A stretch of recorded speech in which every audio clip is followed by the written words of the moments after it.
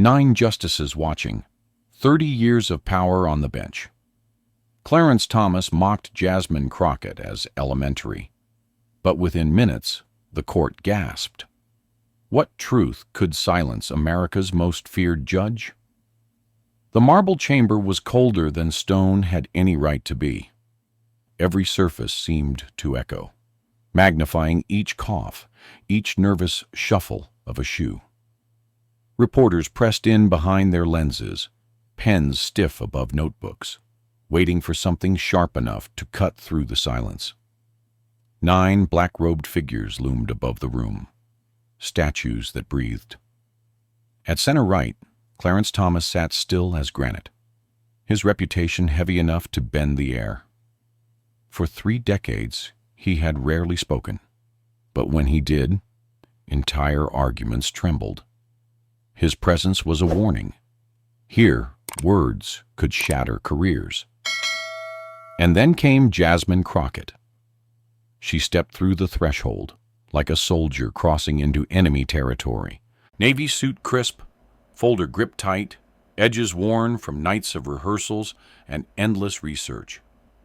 Every eye followed her path to the mahogany podium, some expecting hesitation, others expecting failure. She gave them neither. Her heels struck the marble. 1, 2, 3, and it sounded less like footsteps, more like a countdown. The chamber, ancient and merciless, had watched titans rise and fall. It remembered every flinch, every collapse. Today, it measured her. Crockett did not blink. Somewhere, a pen snapped in half. A reporter gasped, the sound quickly swallowed by the vaulted ceiling. Even the air conditioning seemed to stall, the air itself waiting for the collision it could already sense. She laid her folder down. The paper edges whispered against wood, but the sound was enough to draw heads forward. Somewhere in the back, a clerk muttered to another, "She's not here to argue, she's here to fight." And above it all, Clarence Thomas leaned forward, his gaze a blade, his silence louder than any verdict. The duel had not begun, but everyone in that chamber already knew. History had just chosen its battlefield. She had not been forged in marble halls, but in sweat-stained courtrooms, lit by flickering bulbs at midnight. In Dallas, she'd stood across from prosecutors twice her size, armed only with case files and stubborn resolve. She learned to speak in a tone sharp enough to cut through lies, yet steady enough to carry a trembling client's hope. Flash cuts, jailhouse interviews, where mothers clutched photographs of sons behind glass, church basements, where folding chairs groaned under the weight of neighbors plotting how to outlast suppression, election day lines that stretched like punishment, where elders swayed on tired legs, waiting for a ballot that might never come. The images burned themselves into her like scars. The old man gripping his cane, told to stand another hour or go home. The veteran who carried 2 IDs, one from the Army, one from the DMV, and was told wrong format, with a shrug that stripped him of dignity. These weren't headlines. They were living reminders of a system that practiced indifference with surgical precision. Crockett carried those stories like armor. She wasn't stepping into that Supreme Court chamber as a politician in polished shoes, hungry for cameras.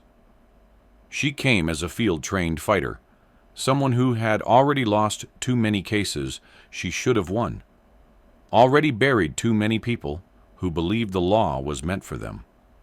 Her identity was not shaped by titles or the gleam of office. It was shaped by grit, the kind that survives when applause fades and cameras shut off. And as she raised her chin in that chamber, she knew every client, every marcher, every silenced voice was stepping with her. In her defiance, they breathed again. The room might doubt her, but she was not here for the room. She was here for them. The chamber had settled into a fragile balance when Clarence Thomas finally moved. He leaned forward, voice dropping like a blade across the air. "Congresswoman, which constitutional principle exactly are you leaning on here? Because what I hear sounds elementary."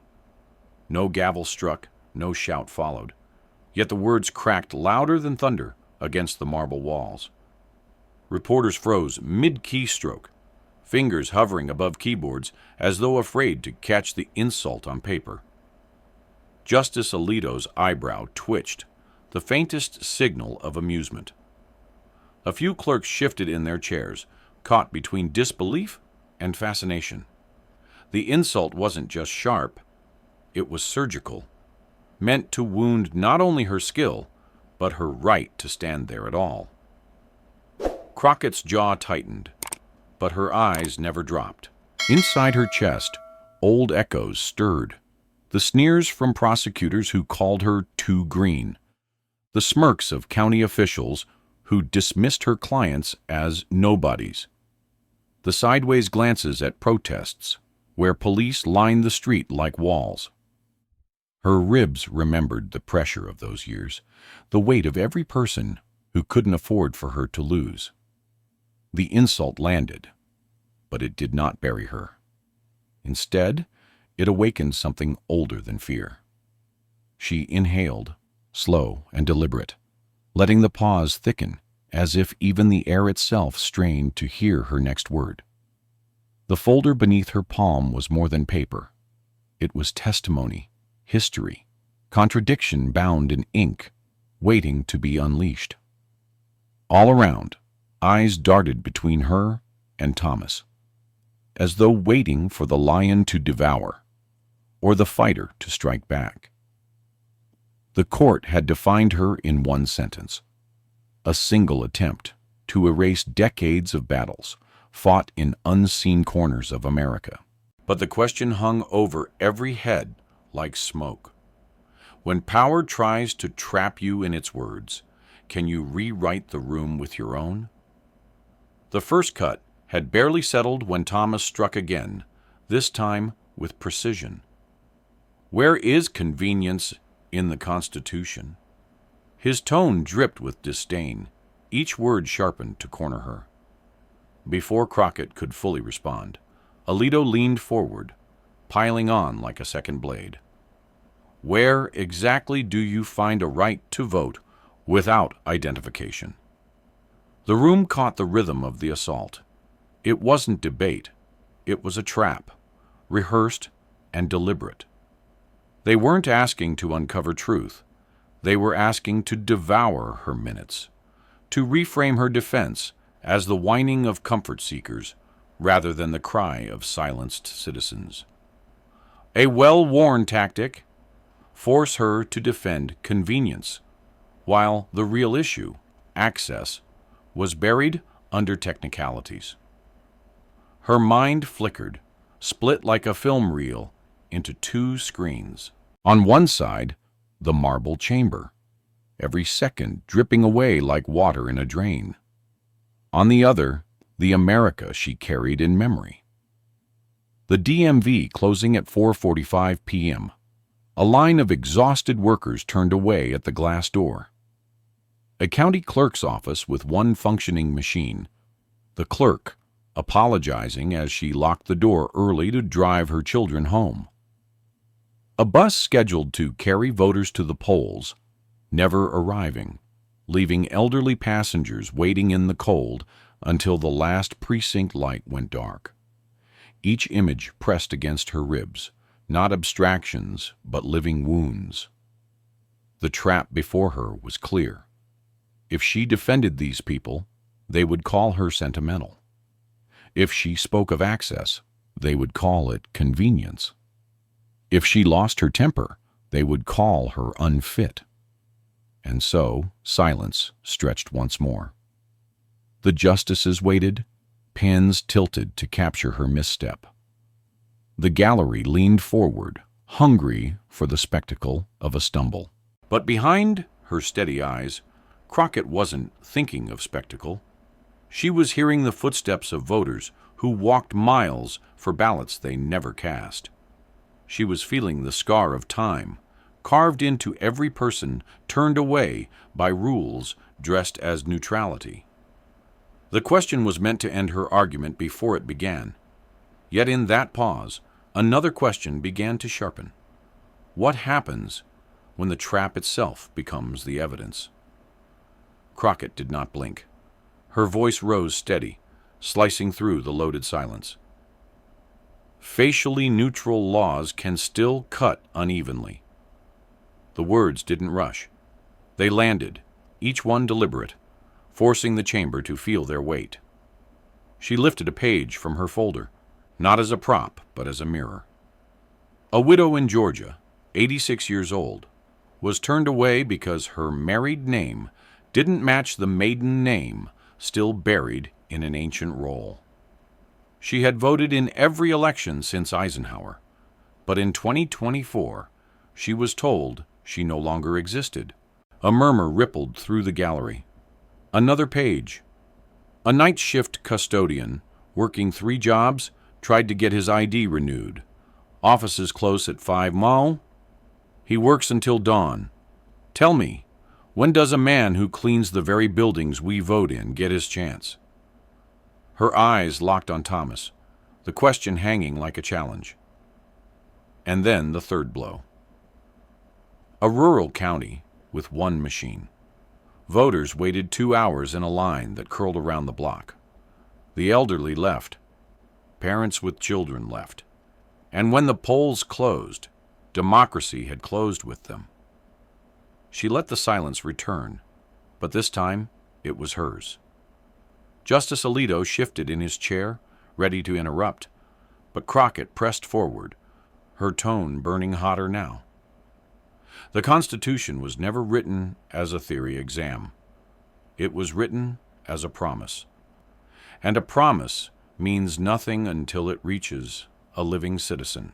Her words crackled in the air, pulling memories from anyone who had ever waited in line, filled out a form, or felt the sting of being told, "Not today." The justices exchanged glances. Even those who disagreed felt the discomfort of stories too human to dismiss as academic. Reporters scribbled frantically, some nodding as if they, too, remembered a relative, a neighbor, someone swallowed by paperwork and procedure. Crockett's jaw held steady, but her voice softened on the last line, carrying both anger and ache. When a law leaves scars, neutrality doesn't shield it. It hides it. The gallery exhaled as one. The marble seemed to pulse with her words. And for the first time, the trap began to look like a crack. The folder sat on the podium like a loaded weapon, its tabs bristling with color. Red for dissents, blue for concurrences, yellow for majority opinions. Years of rulings compressed into paper. A silent history waiting to be spoken aloud. Crockett's hand hovered, then pressed flat, as if steadying not just herself, but the weight of what she was about to unleash. Everyone in the chamber knew. Pulling those pages free would not just challenge Clarence Thomas. It would press the court itself. It was the kind of move young attorneys were warned against in whispers, career suicide dressed as courage. To suggest that a sitting justice had bent principles, contradicted himself, carved exceptions for convenience of ideology. This was no ordinary rebuttal. This was a mirror raised against power. She flipped to a tab, the one marked with a sharp black pen. Shelby, Milligan. Her thumb paused there, a small gesture that tightened the air. Shelby County vs. Holder, where Thomas argued preclearance was never constitutional. Allen v. Milligan, where he dismissed ongoing discrimination as irrelevant. 2 opinions, a decade apart, but together they painted a pattern, principle not as bedrock, but as shifting sand. Her eyes hardened. no longer reflecting the marble glow, but absorbing it, turning it into something sharper. She had carried this evidence like a blade, honed through sleepless nights, knowing the risk. Some battles are lost quietly, in chambers where courage falters. But this moment, this was not one of them. The justices leaned forward, curiosity pricking even those inclined to dismiss her. Reporters craned, pens quivering. Crockett let the silence stretch, the folder unopened, yet already dangerous. The weight of possibility pressed on every rib in the room, because once the mirror was lifted, there was no turning back. And the question hung over the marble like a storm cloud. If you dare show power its own reflection, will it shatter or finally show the truth? The folder opened with a soft crack, paper against paper, but the sound hit like a gavel. Crockett drew out a chart, lines and arrows weaving through years of rulings.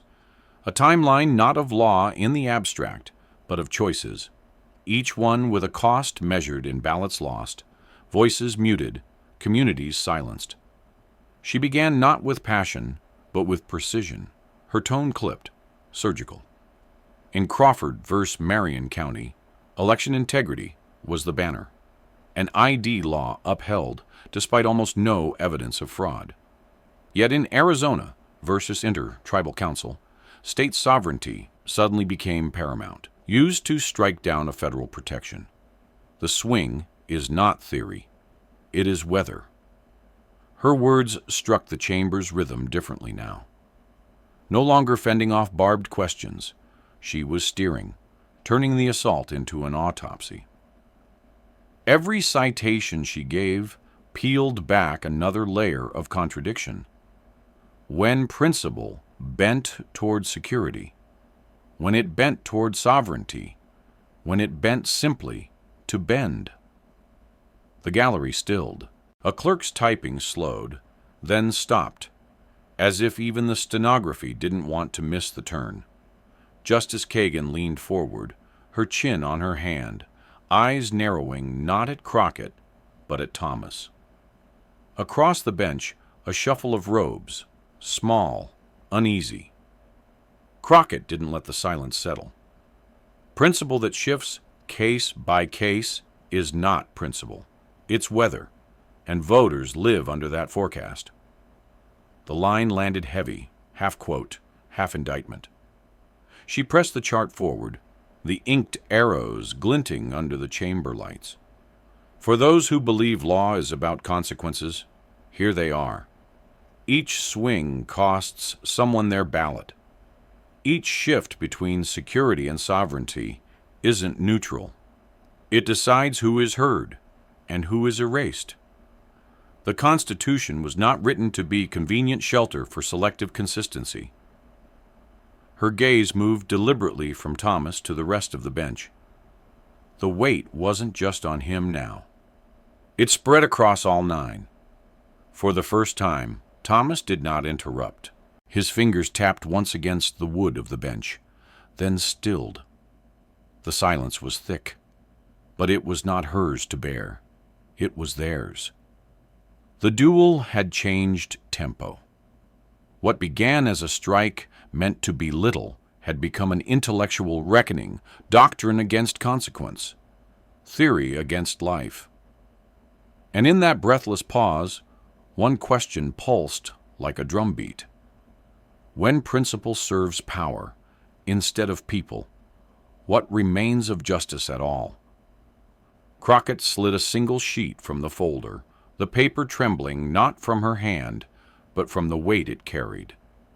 She laid it gently on the podium, her voice dropping lower, pulling the room closer. This is the affidavit of Mrs. Dorothy Wilson, 86 years old. She marched with Dr. King. She has voted in every election since Eisenhower. The gallery leaned in. Even the hum of cameras seemed to hush. Crockett's eyes flicked to the justices, daring them to look away. Last year, She was turned away at her polling place because her married name did not match her maiden name on a roll written decades ago. Images surged, wrinkled hands gripping two forms of identification, a church fan tucked into an old leather purse, the faded edge of a voter card so worn it could tell its own history. A woman who had survived Jim Crow, who had seen fire hoses and billy clubs, now told she was a clerical error. Crockett's voice hardened, steel wrapped in sorrow. The 15th Amendment protects people who breathe, not puzzles on paper. It was not written to guard bureaucracy. It was written to guard citizens. Her words stung.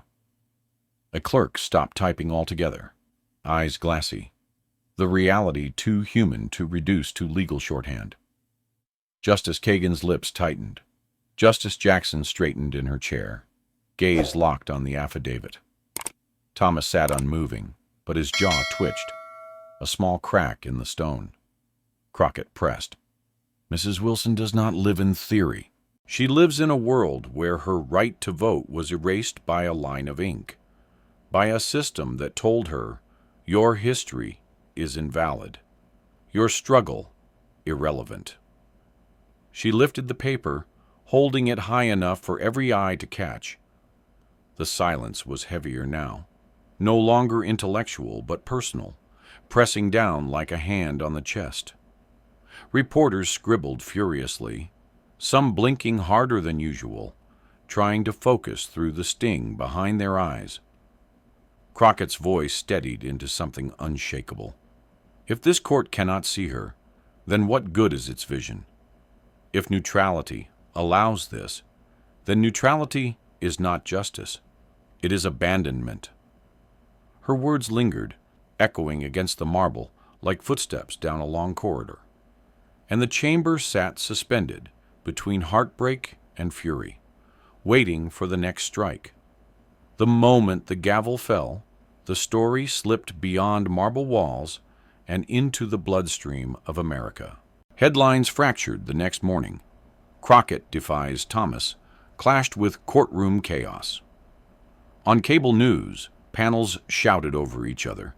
Body language experts slowed footage, frame by frame, parsing the flicker of Thomas's jaw, the way Crockett never looked down.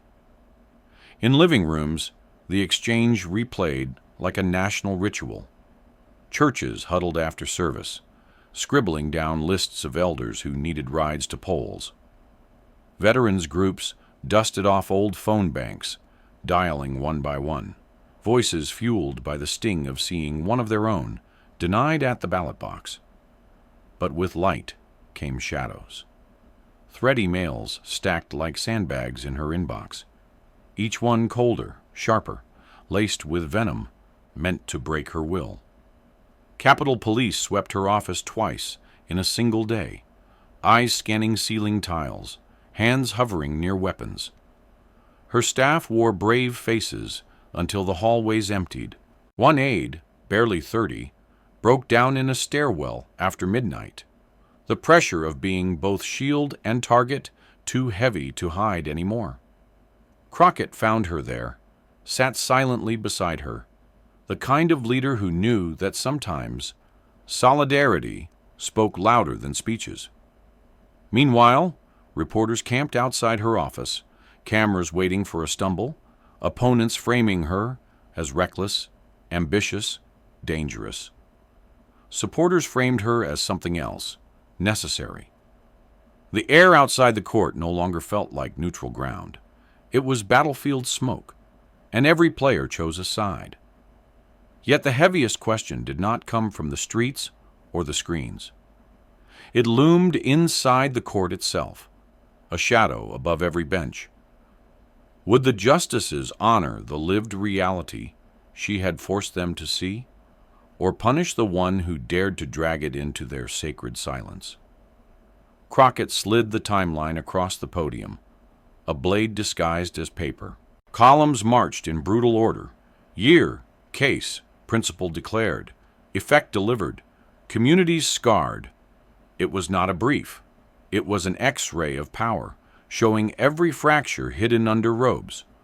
The room shifted audibly. Leather chairs creaked as justices leaned back or forward, uncertain which posture would protect them. A conservative clerk's pen stopped mid-click, frozen in the air like a witness caught in the act. Crockett's voice did not rise. It cut in measured strokes. In 2008, integrity of elections outweighed inconvenience. Voter ID upheld with no fraud to prove it. In 2013, state sovereignty outweighed federal protections, despite evidence of discrimination still alive. When the wind changes, so does the principle. Gasps rippled, subtle but undeniable. Justice Kagan's eyes narrowed, tracking every line, while Sotomayor leaned forward, lips pressed tight. Across the bench, Barrett shifted, the tension betraying a flicker of recognition. Thomas's hands clasped together, knuckles pale, jaw working as though chewing a reply too bitter to swallow. The gallery felt it. This was no longer just a clash of arguments. It was an incision exposing the marrow of judicial memory. Crockett pressed the chart forward, her eyes unblinking. Consistency isn't stubbornness. It's courage tethered to evidence. When principle moves with preference, it ceases to be principle at all. The silence that followed was not empty. It was full, charged, dangerous. The marble seemed to pulse as if holding its breath. Reporters scribbled like mad, knowing history had just snapped a photograph. For the first time, Clarence Thomas was not only listening, he was cornered by his own record, trapped in a mirror he could not break. And the chamber waited, trembling at the question now hanging in the air. Would he fight the blade or bleed by it? Thomas finally broke the silence, his voice low, controlled, but edged like steel. Congresswoman, principles bend with the years, don't they? Haven't your own positions shifted with the winds of politics? The question hung heavy, a counterpunch aimed to frame her as no different from the contradictions she exposed. Crockett did not flinch. Her hands rested firm on the podium, eyes steady, as if she had been waiting for this strike. Yes, I have changed. But I changed because the facts had faces, because behind every case file stood a citizen I could not ignore. The chamber inhaled as one, the words detonating with quiet force. She lifted one hand toward the tabbed folder, toward the sterile columns of precedent, then the other toward a photograph of Mrs. Wilson. Lines of resilience carved into her 86-year-old face. Split screen in the mind's eye. On one side, citations and case numbers. On the other, voters turned away in rain. Veterans told their IDs were worthless. Widows erased by clerical ink. The contrast burned itself into the air, doctrine on paper, consequence in flesh. Originalist constancy is your claim, Crockett pressed, her voice rising just enough to carry. But constancy without evidence is not courage. It is blindness. I admit evolution because the ground told me it was shifting. The people showed me what the law refused to see. The justices shifted again, some restless, some visibly unsettled. A clerk lowered his eyes, suddenly ashamed of the transcript he was typing. In the gallery, reporters scribbled, pens trembling under the weight of a moral blow. Thomas's jaw tightened, but he said nothing. His silence, once a weapon, now felt like retreat. Crockett filled it with something sharper. The law was never meant to be frozen ink. It was meant to breathe with the people it protects. And when those people bleed, the Constitution demands we do more than quote it. We must honor it. Her voice steadied into silence, leaving the chamber caught between two visions, doctrine unmoved, or justice that grows with the truth it encounters. And the question pressed itself against every robed conscience. When faced with faces, will you cling to theory or dare to change? The Chief Justice rapped his gavel lightly, the sound sharp but strangely hollow. Your time has expired, Congresswoman. The words should have closed the door, but instead they left the chamber straining at its hinges. Justice Ketanji Brown Jackson moved barely at all, just the faintest incline of her head, a nod so slight it could be missed by eyes untrained. Yet in a room where gestures are rarer than thunder, it carried the weight of acknowledgement, of solidarity carved in silence. Across the bench, Barrett and Kavanaugh exchanged a glance quick as lightning, uneasy, unsettled. It was the look of jurists who had just glimpsed the cost of ignoring what had been laid bare. The air thickened, not with argument, but with consequence. Outside, the press bristled, microphones like a field of bayonets, waiting to capture the first tremor. Inside, no one moved. Even the marble seemed to understand. It was hosting a moment that would be replayed in classrooms, courtrooms, and newsrooms for decades. Crockett closed the folder slowly, her fingers pressing into the cardboard, leaving faint thumbprints, evidence that resolve, too, leaves a mark. She gathered her papers not as a retreat, but as a reminder. She had given the court more than theory. She had given it faces, stories, scars.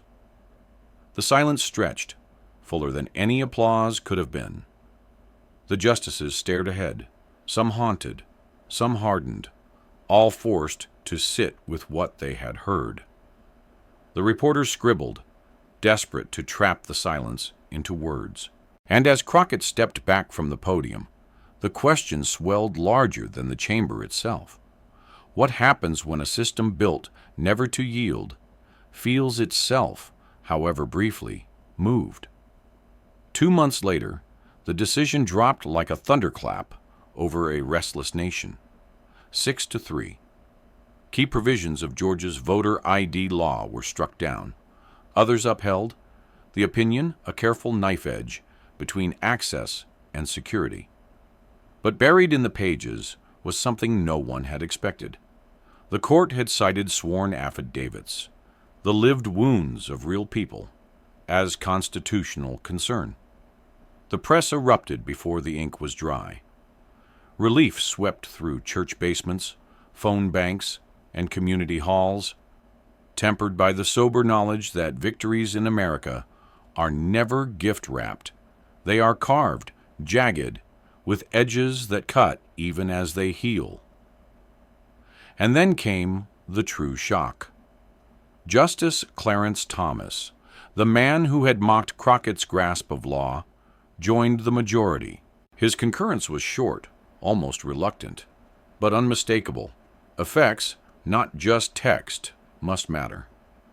For the first time in 3 decades, his granite voice bent toward the weight of human consequence. The chamber of public opinion quaked. Some called it betrayal, others awakening. To Crockett, it was neither. It was proof that persistence could etch even the hardest stone. That testimony from a widow's hand could ripple into the highest opinion in the land. She read the ruling in silence, her staff around her exhaling tears and cheers. Yet her expression was measured, steady. She knew better than to mistake this for the end. Each win was provisional, each ruling a foothold on a mountain that kept growing. Still, history had bent that day. The Constitution had listened, however briefly, to the people who breathed it. And in the quiet after the storm, one truth remained. Even the highest bench can move if forced to see its reflection. But the question pressed on, larger than the ruling itself. When stone shifts once, can it shift again? The ruling cracked open more than a law. It stirred a movement. Within days, voter helplines rang nonstop, voices on the other end, guiding strangers through forms that once felt like walls. Churches turned fellowship halls into AD clinics, folding tables stacked with paperwork and coffee. The air alive with both prayer and paperwork. Veterans' halls, once quiet after bingo nights, now lit up with registration drives. Men and women who had carried rifles now carried clipboards, determined to defend democracy in a different uniform. Across the country, the ripple was becoming rhythm, a steady drumbeat that no headline could dismiss. Crockett moved quickly, refusing to let momentum die. She launched the Institute for Data and Dignity, a place where statistics weren't just numbers, but stories cataloged to ensure no one vanished between margins. Volunteers were trained to escort seniors, to sit in line with them, to make sure no one stood alone against bureaucracy. A hotline buzzed well past office hours, staffed by people who knew exactly what was at stake. And then came the image that carried more power than any press release. Mrs. Dorothy Wilson, seated at a folding table in a church basement, her hands wrapped around a brand new voter ID card. She held it up like scripture, eyes bright, and turned to a group of first-time voters gathered around her. Her laugh rang out, clear and warm, echoing like a church bell through the room. It wasn't just relief, it was vindication, proof that a system meant to exclude had been forced, however slightly, to open its doors. Reporters who caught the moment later admitted they wiped their eyes before filing their stories. Hope did not flood in as spectacle. It was built moment by moment, in basements and halls, in hotlines and handshakes. The movement had its scars, but now it also had its song. And the nation, long used to cynicism, found itself humming along. The chamber fades, but the echo of Crockett's words lingers like church bells at dusk. Ballots belong to people, not to paperwork. It's not just testimony. It's a reminder, carved into the heart of a nation still wrestling with its promises. Her folder closes with a soft thud, but her message remains wide open. Rights don't defend themselves. People do. For those who marched, for those who waited in lines that wrapped around city blocks, for those told their voice was not in the right format, this is not history. This is now. And so, friends, this story doesn't end here. It begins with you. If these words moved you, I invite you to stay with us. Subscribe to this channel, share it with someone you love, and help keep alive the conversations that power our democracy. Each click, each share, is not just digital, it's civic. But more than that, look around your block. Ask your neighbor if they're registered. Offer a ride on election day. Hold the door open at the polling station. These are the quiet acts that echo louder than marble halls. So, I leave you with one final question, one that only you can answer. Whose vote in your life mattered most or almost slipped away? Write it below. Let the stories gather here, like stones in a river, each one shaping the current of tomorrow. And remember this, if one woman's courage can ripple through the Supreme Court, then what might your courage change, right where you live? This story is a fictionalized narrative inspired by real struggles for ballot access. Any references to public figures are literary dramatizations, not verbatim accounts.